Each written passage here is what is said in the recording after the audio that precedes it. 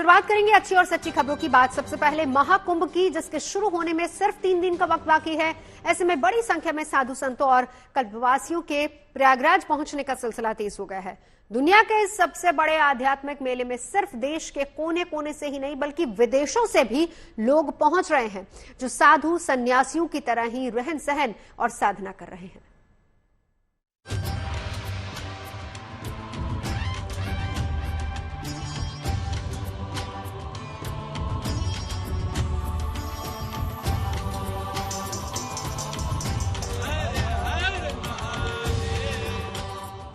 संगम का पवित्र किनारा और इसके किनारे पर बिखरे आस्था और भक्ति के अनेकों रंग। कहीं साधना में लीन साधु संत हैं, तो कहीं भक्ति और भजन है। महाकुंभ के इन्हीं अनोखे रंगों को करीब से देखने के लिए सिर्फ देश के कोने कोने से ही नहीं बल्कि विदेशों से भी लोग पहुंचने शुरू हो चुके हैं। इन विदेशी मेहमानों को भारत की ये अनूठी संस्कृति यहाँ तक खींच लाई है, जिसकी जीती जागती मिसाल है 65 साल की फ्रांसीसी महिला पास्कल, जो महाकुंभ के लिए खास तौर पर भारत आई हैं।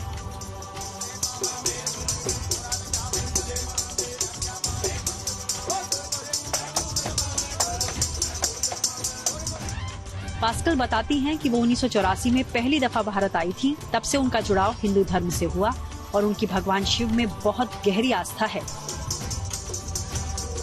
इतना ही नहीं, उन्हें भगवत गीता और पुराणों का भी ज्ञान है। I'm very happy to be there because I know the story of the Kumbh Mela. I know the story of a drop of Amrit fall down here. I am fond of Hinduism. Okay. I believe in Shiva. Okay. Yes. So, what was the reason why you believe in Shiva and why you like Hinduism? It's difficult to give a reason. France ही नहीं बल्कि America और England से भी लोग कुंभ में पहुंचे हैं, जो किसी साधु सन्यासी की तरह ही यहाँ रहकर भक्ति और भजन कर रहे हैं। उनके रहन सहन और पहनावे को देखकर ये अंदाजा लगाया जा सकता है कि इन्हें सनातन धर्म ने कितना प्रभावित किया है। इसी लगाव के चलते इन लोगों ने अपने नाम तक बदल लिए। What do you think about Indian culture and religion, the Sanatan Dharma? It's wonderful. I'm really interested. साधु सन्यासियों का ये अद्भुत संसार हमेशा से ही लोगों को अपनी तरफ आकर्षित करता रहा है। यही वजह है कि जब भी अर्ध कुंभ या कुंभ का आयोजन होता है, विदेशों से बड़ी संख्या में श्रद्धालु आते हैं और मोह माया को छोड़कर वैराग्य का रास्ता चुनते हैं। इस बार भी ऐसा ही देखने को मिल रहा है। इंग्लैंड से आए जैकब अब जय कृष्णानंद सरस्वती बन चुके हैं। हमारे साथ इंग्लैंड के युवा सन्यासी हैं, जिनसे हम बात करते हैं। ओम नमो नारायण। पूरा नाम आपका क्या है? मेरा नाम जैकब है, लेकिन Mahamandaleshwar doctor Umakantanand Saraswati ji gifted me the name Jai Krishnanand Saraswati ji. अध्यात्म का ये मेला 13 जनवरी से शुरू हो जाएगा। तब शाही स्नान के अलावा साधु संतों के शिविरों में होने वाले धार्मिक आयोजन भी लोगों को अपनी ओर खींचते हैं। मध्य प्रदेश से ये भजन मंडली भी इसलिए आई है, जो इन दिनों साधुओं के शिविरों में जाकर ईश्वर का गुणगान कर रही है। कुंभ के रंग भी अजीब हैं। साधु संत महात्मा पूरे देश के कोने कोने से यहाँ पहुँच रहे हैं। साथ साथ भजन मंडली भी है, भजन गाने वालों की टोली भी है, जो इस पूरे कुंभ में घूम घूम कर कुंभ का भजन और भगवत भजन कर रही है। हमारे साथ इस वक्त अगर आप इस टोली को देखेंगे तो ये शंभू पंचदश नाम आवाहन अखाड़ा है और मध्य प्रदेश से आई हुई ये टोली है, जो कि लगातार भगवत भजन और भगवान का नाम का भजन कर रही है। तो आपको पहले हम सुना रहे हैं कि इनके बोल क्या हैं।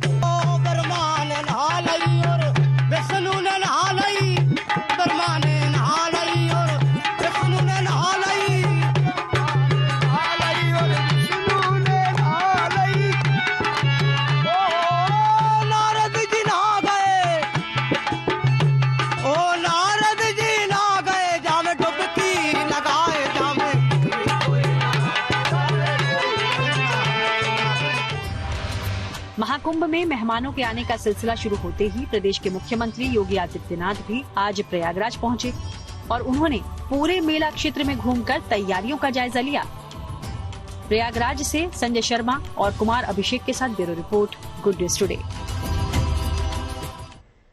इस बार के महाकुंभ में करीब 40 करोड़ लोगों के आने का अनुमान जताया जा रहा है। जाहिर है कि जब इतनी बड़ी संख्या में लोग महाकुंभ में आएंगे तो फिर मुमकिन है कि कुछ लोग इस भीड़ में अपनों से बिछड़ जाएंगे। ऐसे में इन बिछड़े लोगों को अपनों से मिलाने के लिए एक हाईटेक खोया पाया केंद्र बनाया गया है, जो कैसे काम करेगा और इस केंद्र में क्या सुविधाएं होंगी, देखिए हमारे सहयोगी समर्थ श्रीवास्तव की यह रिपोर्ट। कुंभ के मेले में बिछड़ गए थे और दोनों भाई फिर कभी भी नहीं मिल पाए। तमाम बॉलीवुड की फिल्मों में आपने इस तरह के डायलॉग्स सुने होंगे। असल में भी ऐसे तमाम केसेस होते रहे हैं, लेकिन जैसे जैसे टेक्नोलॉजी बढ़ी, जमाना आगे बढ़ा, जो माघ मेला कहें या महाकुंभ कहें या कुंभ कहें, वहां लॉस्ट एंड फाउंड सेंटर यानी कि इस तरह के कंप्यूटरीकृत खोया पाया केंद्र जो हैं, उन्होंने आधुनिकता को स्वीकार किया। और इस महाकुंभ में जो 12 साल बाद उत्तर प्रदेश में हो रहा है, उसमें आधुनिकीकरण एक अहम अंग है, जिसके चलते ये पहली बार है जब computerised lost and found centre में AI टेक्नोलॉजी और भाषिणी का प्रयोग किया जा रहा है। करोड़ों करोड़ साधु संत आ रहे हैं, दर्शनार्थी आ रहे हैं, श्रद्धालु आ रहे हैं। ऐसे में ऐसी आशंका रहती है कि कोई किसी से भीड़ में बिछड़ सकता है, लेकिन अगर आपके परिवार का कोई बिछड़ गया है तो आपको घबराने की जरूरत नहीं है। तुरंत इस नंबर पर डायल करें 1912 और पहुंच जाएं इस लॉस्ट एंड फाउंड सेंटर पर। ये कहां है? ये संगम तट के पास मौजूद है। ये पूरी तरीके से कंप्यूटराइज्ड है। रजिस्ट्रेशन, जब आप यहाँ पर आते हैं तो सबसे पहले आपको यहाँ पर पंजीकरण पटल दिखाई पड़ता है, यानी कि रजिस्ट्रेशन डेस्क दिखाई पड़ती है। और इस तरह के तमाम आई स्कैनर्स, यानी कि फेस को जो स्कैन आपके करेंगे, वो इस तरह के ये मशीन्स यहाँ पर लगाए गए हैं। अभी वर्किंग प्रोसीजर है, इनॉग्रेशन हो चुका है मुख्यमंत्री के द्वारा, लेकिन यहाँ पर देखिए तमाम जो स्टाफ है वो मौजूद है, जो कहीं ना कहीं आपकी सहायता करेंगे। अभी जैसे खोए हुए व्यक्ति आएंगे तो हमें आर्टिफिशियल इंटेलिजेंस के द्वारा ये सहायता मिलेगा, जो हमारा डेटाबेस है उसमें सपोज XYZ नाम का व्यक्ति है तो उस XYZ नाम के व्यक्ति हो सकते हैं और भी डेटाबेस में रहेंगे, क्योंकि बहुत सारे ऐसे नाम होते हैं जो कॉमन नाम होता है। तो उस AI के सहारे जो उस व्यक्ति का नाम है उससे रिलेटेड उस स्टेट का, सपोज वो राजस्थान का है तो राजस्थान में उस XYZ के जितने भी व्यक्ति है वो इमीडिएट हमें वो फ्लैश कर देगा जो इतने सारे व्यक्ति है। उस उतने सारे व्यक्ति में जो एक्यूरेट जो व्यक्ति होगी उसकी एक्यूरेसी वो बताएगी, जो यही 100% यही व्यक्ति है जिसको आप ढूंढ रहे हैं। महिलाओं के लिए स्पेशली एक कक्ष बनाया है। कैमरामैन संदीप आपको दिखाएंगे तस्वीरें। तमाम बेड्स यहाँ पड़े हैं आराम करने के लिए, यानी कि अगर कोई व्यक्ति खो गया है, जब तक पुलिस की टीम या इनकी जो मैनेजमेंट है वो ढूंढ रहे हैं, तब तक जो परिवार है वो यहाँ इंतजार कर सकता है। आगे बढ़ेंगे। बात भारत में सड़क हादसों के दौरान जान माल की हानि को रोकने के सरकारी प्रयास की करेंगे। सड़क दुर्घटनाओं के दौरान मौत का आंकड़ा कम करने के लक्ष्य को लेकर मोदी सरकार बेहद गंभीर नजर आ रही है। केंद्र सरकार सड़क यात्रा को ज्यादा से ज्यादा सुरक्षित बनाने की दिशा में तेजी से कदम आगे बढ़ा रही है। इसी कड़ी में उसने एक और कदम उठाया है। केंद्रीय सड़क और परिवहन मंत्रालय ने रोड एक्सीडेंट के बाद कैशलेस ट्रीटमेंट योजना की घोषणा की है, जो NHA यानी कि नेशनल हेल्थ अथॉरिटी की तरफ से इस मार्च से लागू की जाएगी। पिछले साल मार्च में पायलट प्रोजेक्ट के तौर पर इसकी शुरुआत चंडीगढ़ में हुई थी। केंद्र शासित प्रदेश में इसकी सफलता को देखते हुए केंद्रीय सड़क और परिवहन मंत्रालय ने 5 और राज्यों में महत्वाकांक्षी योजना का विस्तार किया है, जिसमें राजस्थान है, उत्तर प्रदेश, महाराष्ट्र, तेलंगाना और आंध्र प्रदेश शामिल हैं। चंडीगढ़ समेत इन 6 राज्यों के बाद अब नितिन गडकरी ने इस योजना को देश भर में आधिकारिक रूप से लॉन्च करने की घोषणा की है, जिसका मकसद ज्यादा से ज्यादा लोगों की जान बचाना केंद्र सरकार की कैशलेस इलाज के तहत। देश में कहीं भी रोड एक्सीडेंट हो, कहीं भी एक्सीडेंट में घायल होने वाले व्यक्ति को इलाज के लिए अधिकतम 1.5 लाख रुपए की मदद दी जाएगी, जिससे घायल 7 दिन तक किसी भी लिस्टेड अस्पताल में अपना इलाज करा सकेगा। हॉस्पिटलाइजेशन के अलावा घायल को फर्स्ट एड और इमरजेंसी सर्विस मुफ्त में दी जाएगी। सड़क हादसे के दौरान गंभीर रूप से घायल व्यक्ति को जरूरत पड़ने पर सर्जरी की सुविधा भी मिलेगी। कैशलेस ट्रीटमेंट में डायग्नोस्टिक टेस्ट जैसे कि एक्सरे, सीटी स्कैन, MRI जैसी हजारों रुपए के महंगे टेस्ट भी कवर होंगे। इसके अलावा 7 दिनों तक किसी भी लिस्टेड अस्पताल में इलाज के दौरान दी जाने वाली लाइफ सेविंग ड्रग यानी कि जीवन रक्षक दवाएं भी फ्री होंगी। सड़क हादसे से जुड़े इलाज के दौरान घायलों को दी जाने वाली फिजियोथेरेपी भी कैशलेस ट्रीटमेंट का ही हिस्सा होगी। अब फिजियोथेरेपी को मेडिकल ट्रीटमेंट का एक बेहद अहम हिस्सा माना जाएगा। फिजियोथेरेपी के जरिए शारीरिक समस्याओं और चोट से उबरने में मदद मिलती है और यही वजह है कि मेडिकल और सर्जिकल ट्रीटमेंट के साथ ही फिजियोथेरेपी का इस्तेमाल ज्यादा किया जाता है। सिर्फ यही नहीं बल्कि दवा और ट्रीटमेंट के साथ मेडिकल एक्सपर्ट की सलाह भी बिना रुपयों के होगी। हालांकि कैशलेस ट्रीटमेंट से जुड़ी योजना का फायदा उठाने के लिए घायल या उनके परिजनों को 3 स्तर की प्रक्रिया का पालन करना भी जरूरी होगा। रोड एक्सीडेंट के तुरंत बाद घायल व्यक्ति को केंद्र सरकार की तरफ से जारी लिस्ट में शामिल अस्पताल में भर्ती होना होगा। हादसे के 24 घंटे के अंदर ही पुलिस को सूचित करना होगा। इस दौरान पुलिस को हादसे और मरीज की स्थिति से जुड़ी पूरी जानकारी देनी होगी और ऐसा नहीं करने पर कैशलेस ट्रीटमेंट का फायदा नहीं मिलेगा। ऊपर की दोनों प्रक्रिया पूरी होने के बाद तीसरे चरण में अस्पताल में घायल व्यक्ति का डॉक्यूमेंटेशन होगा। इसमें पुलिस रिपोर्ट और घायल का पहचान पत्र जमा करना शामिल होगा। इसी योजना के तहत सड़क हादसे के दौरान मौत होने पर परिजनों को 2 लाख रुपए की आर्थिक सहायता देने का फैसला किया गया है। जब एक्सीडेंट होता है तो हमने एक नई स्कीम शुरू की है, कैशलेस ट्रीटमेंट। और एक्सीडेंट होने के बाद तुरंत 24 घंटे के अंदर जैसे पुलिस में इंफॉर्मेशन जाएगी तो डॉक्टर जो होगा उसको, जो पेशेंट एडमिट होगा उसको 7 दिन तक ट्रीटमेंट का खर्चा या मैक्सिमम अप टू 1.5 लाख रुपए हम तुरंत देंगे उसकी ट्रीटमेंट के लिए। बाद में हीट एंड रन विक्टिम्स जो है उसमें भी मृत्यु होती है तो हम 2 लाख रुपए देंगे। इसके साथ साथ ये कैशलेस ट्रीटमेंट में हमने पायलट प्रोजेक्ट कुछ राज्यों में किए, कुछ कमियां ध्यान में आई, उसको सुधार कर अब नए आदेश हम वितरित करेंगे और ये भी निश्चित रूप से उपयोगी होगा। देश भर में कैशलेस ट्रीटमेंट लागू करने के लिए आईटी प्लेटफॉर्म बनाया गया है, जिससे सड़क परिवहन विभाग, पुलिस, अस्पतालों और राज्य स्वास्थ्य एजेंसियों के बीच कोऑर्डिनेशन बनाने में मदद मिलेगी, जिससे इस योजना का इंप्लीमेंटेशन भी आसान हो जाएगा। इसके लिए मोबाइल ऐप्स की भी मदद ली जाएगी। अब सवाल यही उठता है कि क्या वजह है जिसने केंद्रीय सड़क और परिवहन मंत्रालय को इस तरह की स्कीम पर विचार करने के लिए मजबूर कर दिया। केंद्रीय सड़क और परिवहन मंत्री नितिन गडकरी के मुताबिक साल 2024 यानी कि पिछले साल भारत में सड़क हादसों में 1,80,000 मौतें हुई हैं, जिनमें 66% लोग ऐसे थे जिनकी उम्र 18 से 34 साल के बीच थी। अगर समय रहते इलाज मिल जाता तो इनमें से कई लोगों को बचाया जा सकता था। अगर भारत के कुल रोड नेटवर्क में नेशनल और स्टेट हाईवे की हिस्सेदारी की बात की जाए तो वो सिर्फ 5% है। फिर भी कुल सड़क हादसों में 60% एक्सीडेंट्स नेशनल और स्टेट हाईवे पर हुए हैं और कई बार सिर्फ पैसों की किल्लत की वजह से गोल्डन आवर बीत जाता है। गोल्डन आवर का मतलब ये होता है कि एक्सीडेंट या फिर गंभीर चोट लगने के बाद पहला घंटा। अगर इस पहले घंटे में सही इलाज मिल जाए तो फिर घायल व्यक्ति की जान को बचाया जा सकता है। मंत्रालय द्वारा की गई कैशलेस ट्रीटमेंट की घोषणा बहुत ही स्वागत योग्य है।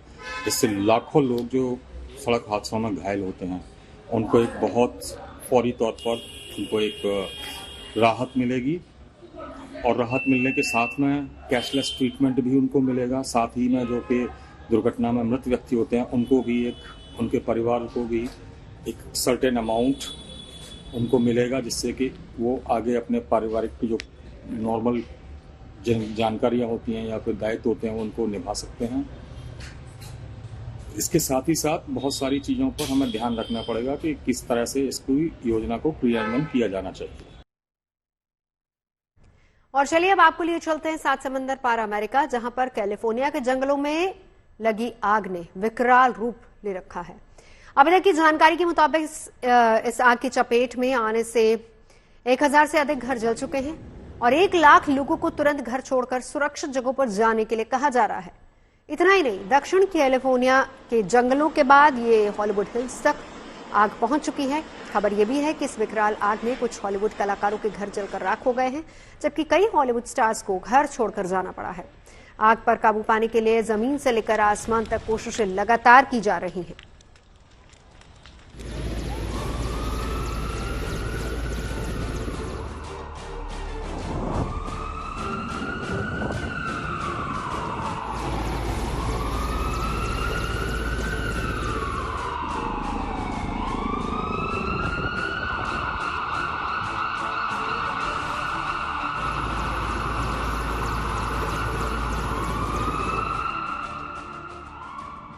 जंगल जल रहे, गाड़ियां जल रही हैं और जल रहे लोगों की आशियाने। ये तस्वीरें 7 समंदर पार अमेरिका के कैलिफोर्निया से आई हैं, जहां जंगलों में लगी आग इतनी विकराल हो चुकी है कि इसकी जद में बड़ा रिहायशी इलाका आ चुका है। मीडिया रिपोर्ट्स के अनुसार अमेरिका के कैलिफोर्निया राज्य में लॉस एंजलिस के नजदीक 3 जंगलों में मंगलवार को आग लगी, जो तेज रफ्तार हवाओं के कारण बहुत तेजी के साथ फैलती चली गई और अब ये दक्षिण कैलिफोर्निया के एक बड़े भूभाग को अपनी गिरफ्त में ले चुकी है। हालात ये है कि हर तरफ आग की ऊंची ऊंची लपटें और धुएं का गुबार नजर आ रहा है। ऐसे में जमीन से लेकर आसमान तक आग पर काबू पाने की कोशिशें लगातार जारी हैं। जमीन पर जहां फायर फाइटर्स की टीम लगातार आग की लपटों पर पानी का छिड़काव कर रही हैं, तो वहीं हेलीकॉप्टर के जरिए ऊपर से पानी और आग बुझाने वाले केमिकल का छिड़काव किया जा रहा है, ताकि आग की लपटों को आगे बढ़ने से रोका जा सके। This is a big moment. It is a big moment for all of us to come together, for Angelenos to be united, for Angelenos to be prepared to help each other. This is who we are. LA will rise, and make no mistake, I am confident that we will rebuild. लेकिन राहत और बचाव के इस काम में जुटी टीमों की राह में हवा रोड़ा बन रही है। हवा की रफ्तार इतनी ज्यादा है कि आग बहुत तेजी से फैल रही है। बावजूद इसके रात और दिन आग बुझाने का काम जारी है। जानकारी के मुताबिक अभी तक ये आग हजारों घरों को राख कर चुकी है, जिनमें कई हॉलीवुड स्टार्स के घर भी शामिल हैं। इनमें किसी ने अपना पुश्तैनी घर इस आग में खोया है, तो किसी ने अपना आलीशान बंगला इस आग में गंवा दिया है। नौबत ये है कि आग के कारण कई हॉलीवुड स्टार्स को अपना घर भी छोड़कर सुरक्षित जगह पर जाना पड़ा है। Oh, just that it's incredibly tragic, and measures have to be taken in the future to avoid this sort of thing. My heart goes out to everyone being affected. खबर तो ये भी है कि दक्षिण कैलिफोर्निया के जंगलों के बाद ये आग हॉलीवुड हिल्स तक पहुंच गई है, जहां मौजूद हॉलीवुड स्टूडियो में शूटिंग रोक दी गई है। यहां तक कि राष्ट्रपति जो बाइडेन ने अपनी इटली की अंतिम विदेश यात्रा भी रद्द कर दी है और वो लगातार कैलिफोर्निया के हालात पर नजर बनाए हुए हैं। सोशल मीडिया एक्स पर जो बाइडेन ने लिखा कि दक्षिणी कैलिफोर्निया में लगी आग को रोकने और पुनर्निर्माण में मदद करने के लिए हम कुछ भी करने के लिए तैयार हैं, चाहे इसके लिए कितना भी समय लगे। लेकिन हम जानते हैं कि इसके लिए हमें बहुत लंबा रास्ता तय करना होगा। जब तक आपको हमारी जरूरत होगी, फेडरल सरकार आपके साथ रहेगी। दक्षिण कैलिफोर्निया में लगी आग की सैटेलाइट तस्वीरें सामने आई हैं, जिनमें बेकाबू हो चुकी आग से हुए नुकसान को साफ देखा जा सकता है। इस बीच नेशनल वेदर सर्विस ने दक्षिण कैलिफोर्निया में रेड फ्लैग वार्निंग जारी की है, जो आग से जुड़ा सबसे बड़ा अलर्ट होता है। इस अलर्ट को देखते हुए स्कूल्स, कॉलेजेस और सुरक्षित इमारतों को राहत शिविरों में तब्दील कर दिया गया है, जहां इस वक्त बड़ी संख्या में लोगों ने शरण ले रखी है। इन राहत शिविरों में लोगों के खाने पीने और दवाइयों का इंतजाम भी किया गया है। राहत टीमों की तरफ से अपील की जा रही है कि लोग प्रभावित इलाकों को जल्द से जल्द खाली कर दें, ताकि जान का नुकसान न होने पाए। Bureau report, good news today. इन दिनों दिल्ली में ठंड, शीतलहर और कोहरे का असर दिन भर महसूस किया जा रहा है। मौसम विभाग ने इस बीच अनुमान ये जताया है कि राजधानी और आसपास मौसम और ज्यादा सर्द हो सकता है, क्योंकि एक नया वेस्टर्न डिस्टर्बेंस आ रहा है। इस पश्चिमी विक्षोभ के असर से इस वीकेंड पर हल्की बारिश होने की संभावना है, हालांकि इसके बाद घना कोहरा फिर से आ सकता है।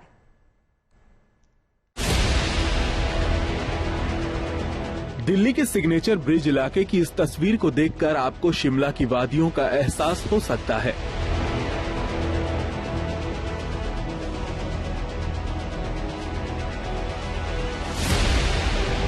ऐसा लग रहा है घने बादलों से दिख रहे कोहरे के बीच सिग्नेचर ब्रिज शान से खड़ा है। सुबह की खिली धूप में भी काफी देर तक इन कोहरों का असर कायम रहा। पिछले कुछ दिनों से दिन में धूप निकलने से तो राहत है, लेकिन सुबह, शाम और रात की ठंड लोगों को शिमला का एहसास करा रही है। गिरता पारा लोगों का इम्तिहान लेने पर आमादा है। खासकर शीतलहर के चलते लोग कड़ाके की ठंड से ठिठुरने पर मजबूर हैं। सिग्नेचर ब्रिज समेत यमुना किनारे के कुछ इलाकों को छोड़ दें तो आज सुबह घने कोहरे से तो दिल्ली वासियों को राहत मिली, लेकिन कड़कड़ाती ठंड से नहीं। भारतीय मौसम विभाग के मुताबिक आज सुबह दिल्ली में 6.4 डिग्री सेल्सियस तापमान दर्ज किया गया, जो कि पिछले कुछ दिनों की तुलना में सबसे कम रहा। राजधानी दिल्ली समेत उत्तर भारत में कड़ाके की ठंड पड़ रही है। खास तौर से जो मिनिमम टेम्परेचर है रात के वक्त वो 6 से 7 डिग्री पहुंच जा रहा है। हालांकि दिन में राहत मिल रही है क्योंकि दिन में टेम्परेचर 20 डिग्री के आसपास पहुंच जा रहा है और धूप भी निकल रही है। लेकिन शाम होते ही टेम्परेचर एक बार गिरना शुरू होता है और वो 6 से 7 डिग्री पहुंच जा रहा है। इतना ही नहीं, जो पहाड़ों पे लगातार बर्फबारी हो रही है उसका असर भी मैदानी इलाकों में देखने को मिल रहा है और जो हवा चल रही है वो बेहद ठंडी चल रही है। लेकिन उस हवा की वजह से टेम्परेचर भले ही कम हो रहा है, ठंड ज्यादा महसूस हो रही है, लेकिन जो कोहरा पड़ रहा था उससे काफी हद तक राहत है क्योंकि कोहरा जो देखने को मिला था पिछले दिनों उस तरीके का कोहरा अब नहीं पड़ रहा। मौसम का ये मिजाज एक बार फिर बदलने वाला है। पहाड़ों पर बर्फबारी तो मैदानों में ठंड भारी हो सकती है। दरअसल 10 से 12 जनवरी के बीच एक नया वेस्टर्न डिस्टर्बेंस आने की संभावना है, जिससे वीकेंड पर दिल्ली एनसीआर समेत उत्तर पश्चिम भारत में हल्की बारिश हो सकती है। बारिश के बाद कोहरे से तो छुटकारा मिल सकता है, लेकिन ठिठुरन बढ़ सकती है। पारा 5 डिग्री तक गिर सकता है। वेस्टर्न डिस्टर्बेंस आ रहा है 10 तारीख से, जिसका प्रभाव पूरा नॉर्थ वेस्ट इंडिया में रहेगा। उसके साथ एक वेस्टर्न डिस्टर्बेंस के साथ जो हवाएं हैं बे ऑफ बंगाल से भी आएंगी। दोनों का interaction plains of north west India में रहेगा, जिसके कारण हमारा अनुमान है 11-12 को इवन एनसीआर, दिल्ली, पंजाब, हरियाणा, उत्तर प्रदेश, सारी जगह पे, हिमालय पे light to moderate rainfall, snowfall रहेगा। प्लेन्स पे लाइट रेनफॉल एक्टिविटी रहने का अनुमान। जाहिर है मौसम की परीक्षा अभी बाकी है। ऐसे में लोगों को ठंड और शीतलहर से सावधान रहने की जरूरत है। दिल्ली से हिमांशु मिश्रा के साथ bureau report, good news today. इस मौसम में कश्मीर के गुलमर्ग सैलानियों का खूब जमावड़ा वहां पर लगता है। बर्फबारी और यहाँ के स्पोर्ट्स का मजा लेने के लिए सैलानी यहाँ पर लगातार पहुंच रहे हैं। लेकिन गुलमर्ग के गंडोला केबल कार की राइड यहाँ सबसे ज्यादा पसंद की जाती है। वैसे कहा यह जाता है कि अगर आप गुलमर्ग गए और वहां पर गंडोला राइड नहीं ली तो आपकी यात्रा अधूरी मानी जाएगी।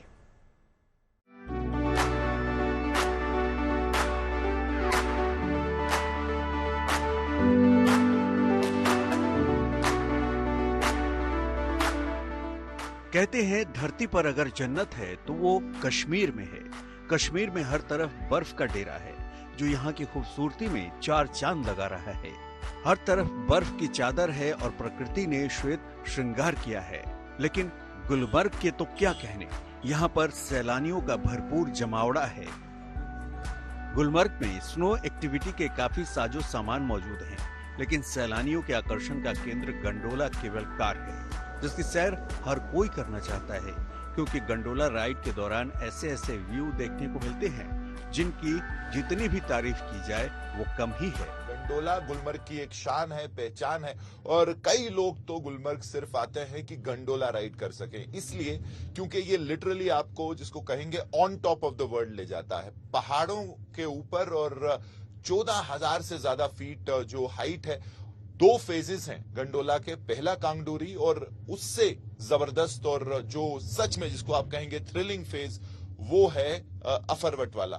और वहां जो आप पहुंचेंगे तो लगेगा लिटरली कि on top of the world है। वहां से विव दृश्य जो है वो ब्रेथ टेकिंग विजुअल्स आपको मिलेंगे। इस वक्त भी अगर आप गुलमर्ग की बात करें तो बहुत ज्यादा खूबसूरत है। गुलमर्ग का गंडोला एशिया का सबसे ज्यादा ऊंचाई पर मौजूद केबल कार है। 2024 में इसका इस्तेमाल 1 मिलियन से ज्यादा पर्यटकों ने किया है और जम्मू कश्मीर सरकार ने गुलमर्ग के गंडोला केबल कार से 2024-25 वित्तीय वर्ष में 100 करोड़ की कमाई का लक्ष्य भी निर्धारित किया है। ऐसे ही हटमेंट आपको ऊपर तक मिलेंगे। तो गंडोला बहुत ज्यादा खूबसूरत। और अगर आप गुलमर्ग आ रहे हैं और यहाँ छुट्टियां बिताने आ रहे हैं, चाहे समर्स में, विंटर्स में, तो गंडोला जो है राइड के बगैर यहाँ से आप नहीं जाइएगा, क्योंकि अगर आपने गंडोला राइड नहीं किया तो आपने बहुत कुछ मिस कर दिया कश्मीर में और खासकर गुलमर्ग में। कैंपस तारिक लोन के साथ मीर फरीद, गुलमर्ग। खबरें सच्ची होनी चाहिए, अच्छी खुद ब खुद लगती है। Navjot Sandhawa signing off. आप सुन रहे हैं गुड न्यूज, देखते रहिए गुड न्यूज टुडे।